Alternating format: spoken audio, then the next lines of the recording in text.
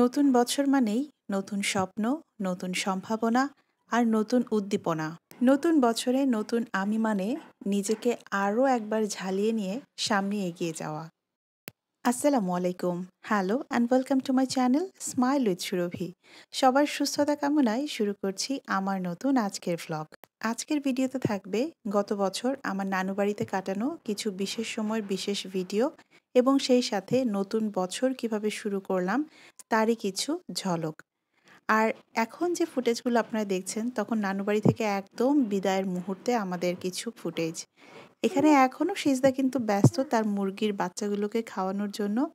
আর আমরা গাছ থেকে কিছু পেয়ারা পাড়ছিলাম। আর এদিকে যখন দেখেছে সিজদা আমি ভয়েস দিতে বসেছি, তখনই সে মাইক্রোফোন নিয়ে টানাটানি আর বারবার বলছিল একটু সিজদা বলি। দেখা যাক সিজদা কি বলে।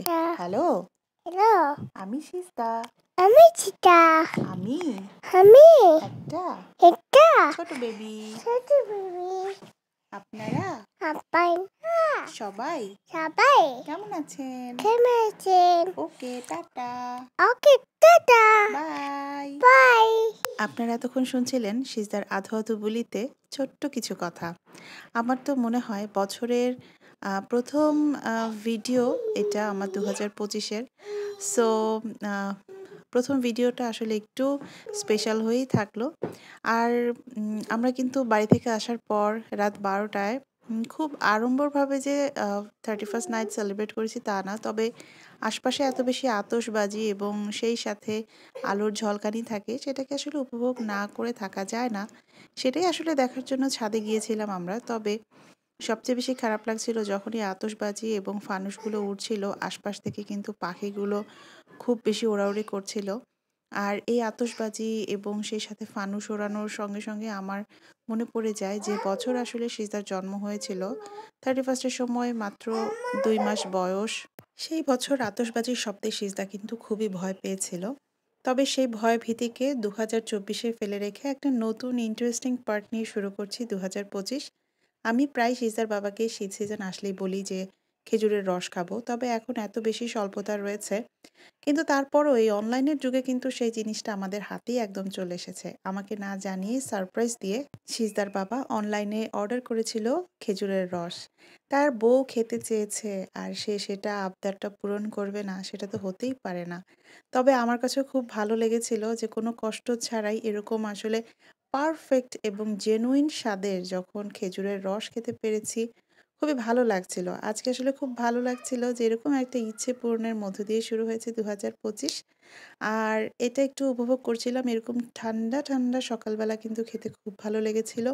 এরপর রেডি হয়ে চলে গিয়েছি অফিসে। আর অফিসে গিয়েই কলিগের কাছ থেকে পেয়ে গেলাম খুবই দারুণ একটা ট্রিট।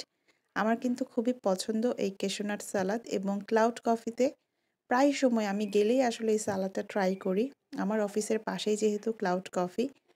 আর খুবই ভালো লাগছিল আসলে, চারদিকে ফেস্টিভ। যদিও মনে হচ্ছিল বছরের প্রথম দিন সবার সাথে বাসায় থাকতে পারলে ভালো লাগবে। সিজার বাবার যেহেতু নিউ ইয়ার উপলক্ষে ছুটি থাকে, তারপরেও কিছু করার নেই।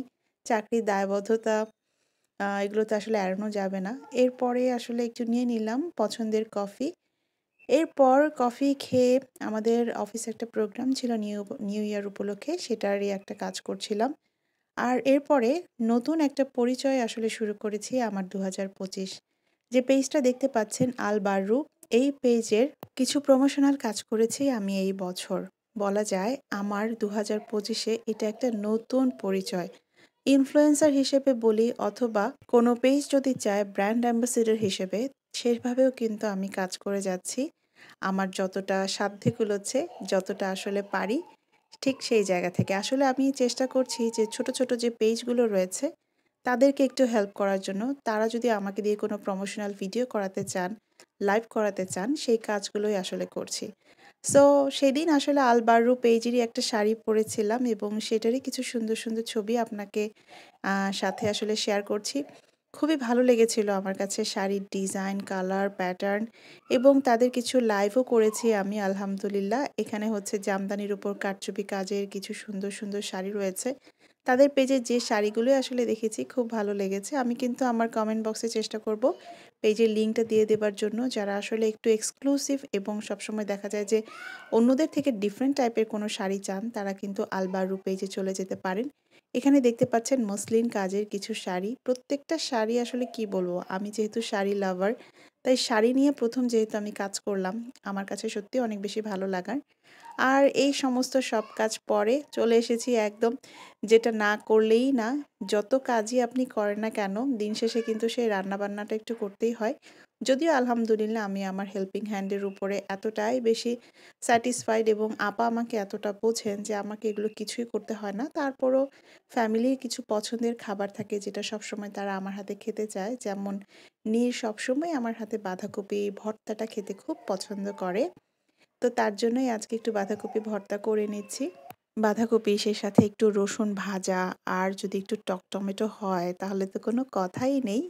তো ভর্তা করতে করতে আমি আপনাদেরকে জানিয়ে দিতে চাই, যারা আসলে পেজের প্রমোশনাল কাজ আমার মাধ্যমে করাতে চান, সেটা লাইভ হোক বা কোনো ড্রেসের বা কোনো জুয়েলারির বা আপনার প্রোডাক্টে কোনো মডেল হিসেবে যদি কাজ করাতে চান, তাহলে অবশ্যই আমার স্মাইল উইথ সুরভি যে ফেসবুক পেজ রয়েছে সেখানে অবশ্যই নক করবেন, অথবা আপনার পেজ লিঙ্কটা কিন্তু আমার কমেন্ট সেকশনে, এই ভিডিওর কমেন্ট সেকশনে দিতে পারেন। আমি অবশ্যই যোগাযোগ করব আপনাদের সাথে।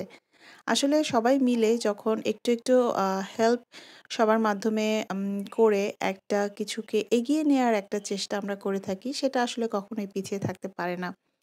আর সেরকমই কিছু উদ্যোগ আমি হাতে নিয়েছি। আর অনেকেই এটা দেখার পরে খুব ভয় পেয়ে গিয়েছেন যে আমি কি আমার চাকরিটা ছেড়ে দিয়েছি কিনা? না, চাকরিটা ছাড়িনি। আমার যত প্রফেশন নিয়ে আমি কাজ করছি সবকিছুর পাশাপাশি আসলে আমি এই পিআর বলি বা প্রমোশনাল ভিডিও বানানো বা কোনো লাইভ করা সবকিছুর কাজ ইনশাল্লাহ আমি করে যাব। আমি আসলে চাকরিটা ছাড়িনি। সো বলা যায় একসাথে ব্যবসা, চাকরি, ফ্রিল্যান্সিং, বাচ্চা সামলানো, ফেসবুক পেজ ম্যানেজ করা, ইউটিউব চ্যানেলে ব্লগ করা সবকিছু মিলেই কিন্তু এগিয়ে যাচ্ছি আলহামদুলিল্লাহ। সারাদিন শত ব্যস্ততার পর এবারে নিজের জন্য একটু সময়। আর আমি এখানে একটু মেকআপটা তুলে নিচ্ছি। আমি সবসময় প্রেফার করি একটু অয়েল দিয়ে মেকআপটা তোলার জন্য। সেখানে ভ্যাসলিন অয়েল আমি ইউজ করেছি।